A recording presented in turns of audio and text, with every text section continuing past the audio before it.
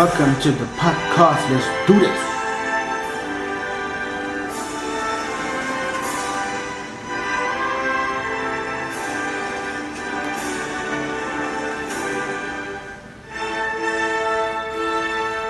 Welcome back to the podcast. Today is Thursday. My name is Cedric Harvey. Welcome to whatever the case.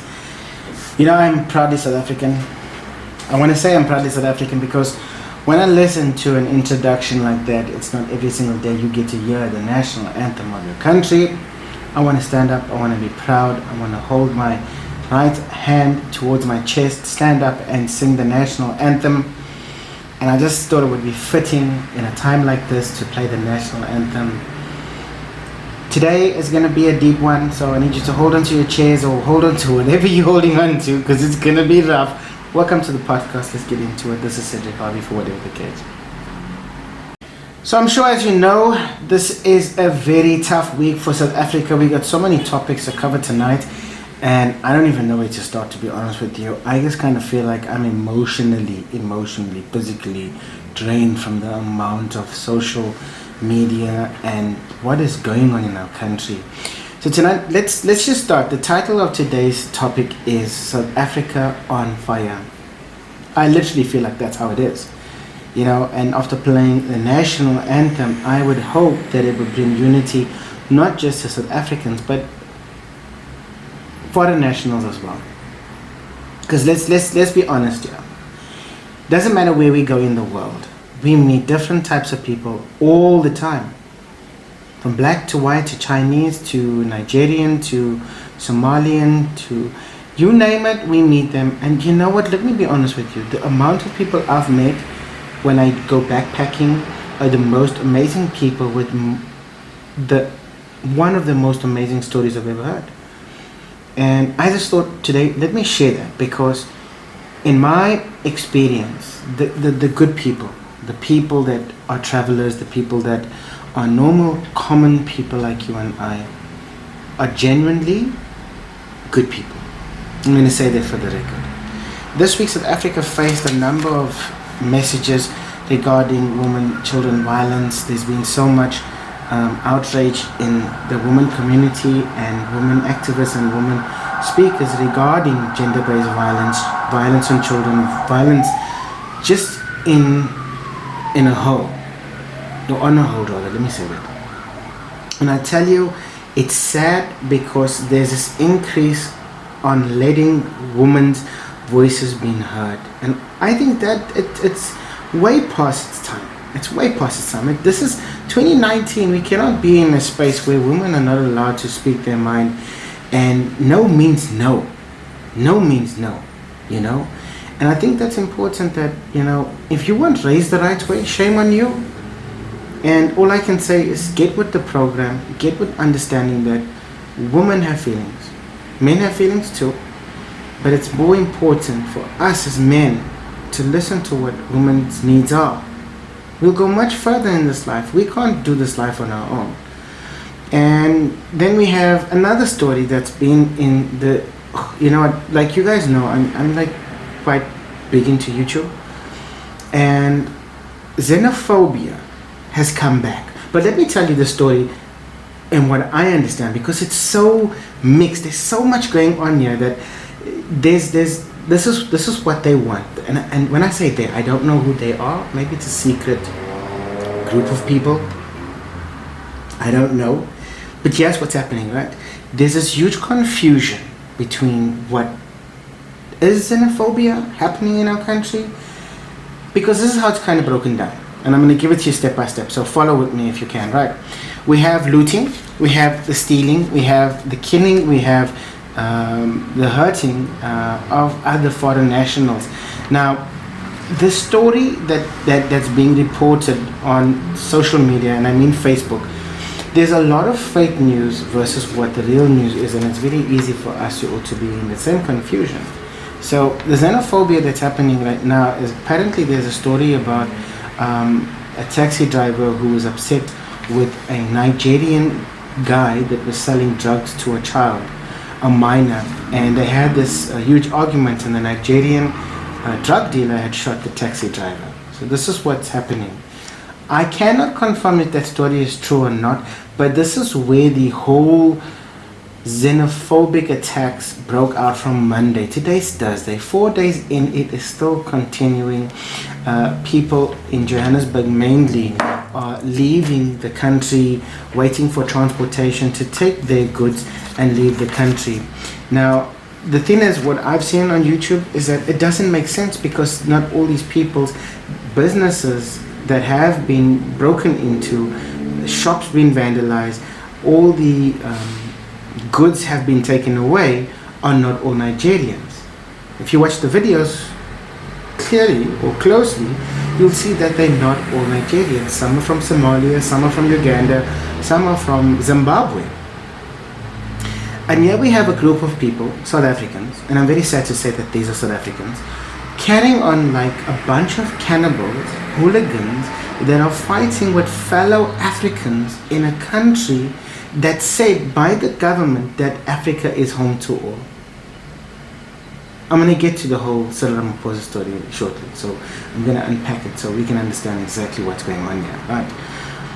What I couldn't understand, and this is personal, and I have to say, because if I don't say it, I'm not going to get it out there. What gives you, as a South African who goes into a shop or a store that is not yours and help yourself to goods that were never yours to begin with? What makes that right?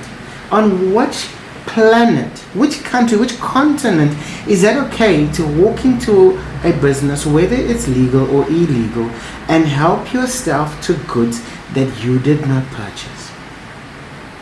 Where do we get the audacity to take life, to take goods, and to take human beings for granted? I think there's a specific group that has a mentality to cause chaos, to cause disruption, and just plain down brutality of human beings. And I tell you, I cannot stand for that. I cannot stand for that. The story goes on further, where it's a case of the foreign nationals taking jobs from South Africans. Now, this is where I kind of side. I'm very opinionated, and I'm going to say it, because if I don't say it, I won't get it out there. Second time I said it tonight. So here's what's happening. If I, as a South African, cannot find a job, if I cannot find a job, that is the foreign nationals' fault, because they come here to our country to take our jobs. And I'm saying that with sarcasticness, because this is what apparently is the story. So I cannot find a job, so what I'm going to do is I'm going to go into that business that this person came from a different country, and I'm going to now take their goods, I'm going to now vandalize their shop, burn their cars, burn their homes, maybe along the way, like murder a couple of them, and that's going to make it all alright. That's going to sort it out, that's going to make everything okay. The funny thing, when it's okay and everything's normal, it's fine. We will support these foreign nationals, and again, I'm being sarcastic here. We will support them if they have a tuck shop. We will support them if they have local businesses. We will support them. But when it gets too much, then we jump onto the other side. You have 24 hours to leave. That story sounds very familiar. The sad part about all of this is those people have families. Those people have left their country seeking opportunity in South Africa. And we're fighting for opportunities that are all around us. Everybody has the same opportunity. I don't think that foreign nationals come to this country to take over the country and leave our people who have opportunity to have a job to be in a disposition. I don't think that. I think there's a very fine line between being very lazy and not being able to find a job. Because I can tell you, someone that wants a job, that's willing to work for what a person can afford to pay them, or work for what a person can afford to pay them, versus somebody else that demands more for less work. And that's just my 2 cents. I'm not saying that it's right, I'm saying that that's my 2 cents. Okay, if you want to be part of the conversation, WhatsApp number on the first podcast. That means you got to go to the very first podcast, listen to the number, drop me a WhatsApp, we can conversate. If you go on Anchor, there's an app, there's part of the app that will help you to engage with me. So you can drop me a comment, let me know how you feel, let me know what you think. Also, we're going to move into the next part. The main point about what's happening today in our country is the whole purpose of causing chaos. There's a whole lot of fake news that's going on right now. extremely a lot of fake news around Nigerians and around what's taking place, and so many people are spreading this news. So many people are trying to get clarity, but I think the main aim of this is to confuse a whole lot of people. 2 minutes ago, I watched a video. This is the part, if you don't want to listen, I can't censor this. I'm going to try and say it as polite as I can. I witnessed a South African stoning, or rather South African stoning a foreign national.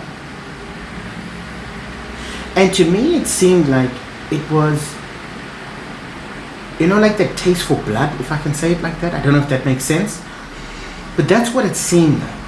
Where do you get that desire to hurt a human being with the force? And I tell you what, I couldn't continue watching the video.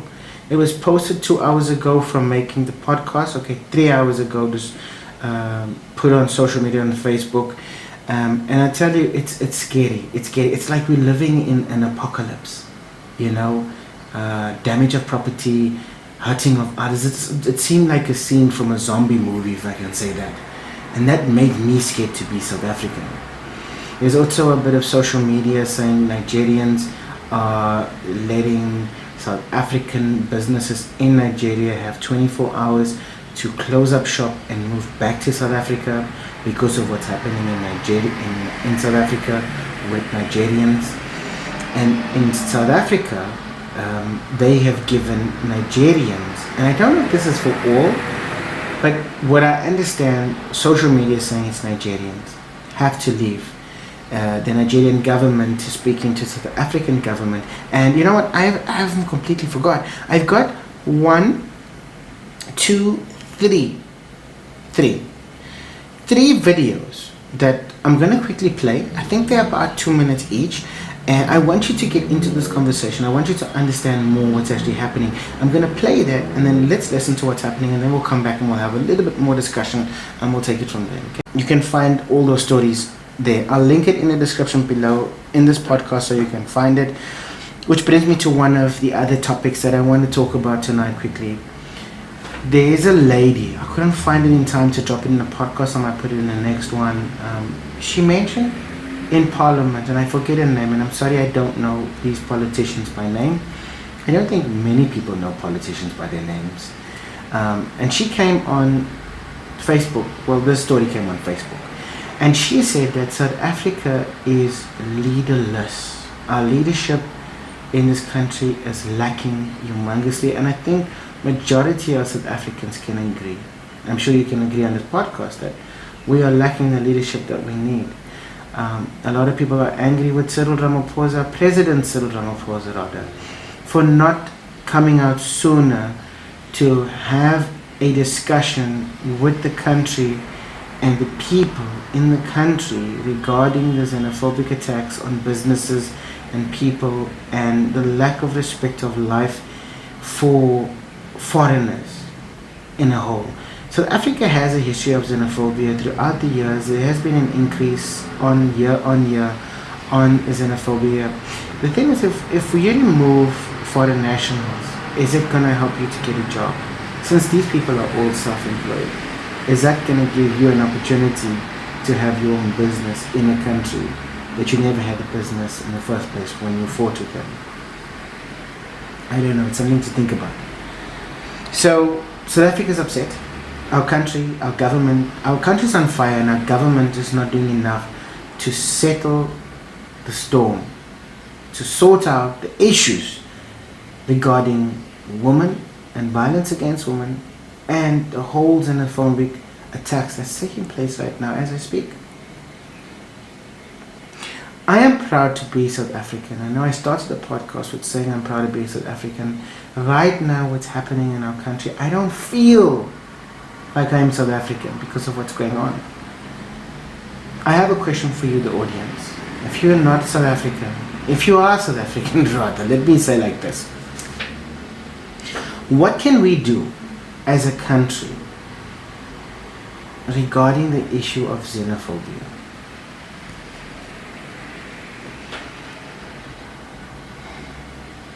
I'll tell you another thing. I have traveled a bit of South Africa. I've seen our country is so beautiful, and I love sharing our country, my travels, my experiences, my adventures on my YouTube channel of how beautiful our country is, and there's so many experiences as an African you can enjoy. I would love to share this country with people who would want to come to know me or want to come to visit our country, because there is just so much to show and so much to see. The other thing I want to also let everybody know is that I am 100% sure I would do this. If I could help every single foreign national, African, South African, I would do that for the greater good. What I am against is foreigners who come to our country and loot our country, bring drugs into our country, and poison our country. That I cannot help. I cannot be a part of nonsense like that. But there are some good people who come from different countries in Africa to seek opportunities here. I want to quickly read a quote from Trevor Noah. He mentioned earlier on today a statement.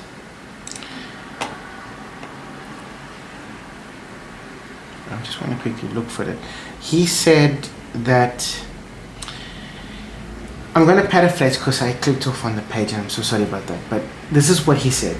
A fellow African is a compatriot, a brother seeking to feed his family, and not an opponent, not someone to take what is our resources, but someone merely here to feed their families. I would help someone like that. I'm paraphrasing, that's what he said. When I find it, I'll drop it in the link as well. It's such a profound statement for him to make, because it's so true. How can we fight with foreign nationals who are seeking opportunity in our country, the good ones? Please, let's exclude the ones that are just here for opportunity in terms of milking our country, giving our people drugs. Those ones those ones we can send back. We don't need them here. Those definitely send them back. And for me, I feel that's something that we should all kind of strive towards, because at the end of the day, it doesn't matter what country you come from. At the end of the day, we are all human beings. If you can remember a couple years ago, we had World War II, and John Lennon wrote a song about uniting people together. And I thought, it's fitting that we end the podcast with those words, that song. So I have a cover by a singing group called the Pentatonics. They have an amazing cover, John Lennon's song rather, called Imagine. And I thought to myself, when we had World War II, John Lennon's song played on what was a horrific time to live in the world, and the song was about uniting people and bringing people together. And I don't see our South Africans, and it's not everybody, it's some, who would rather hurt another African and loot their store and become a thief for what good, I don't know.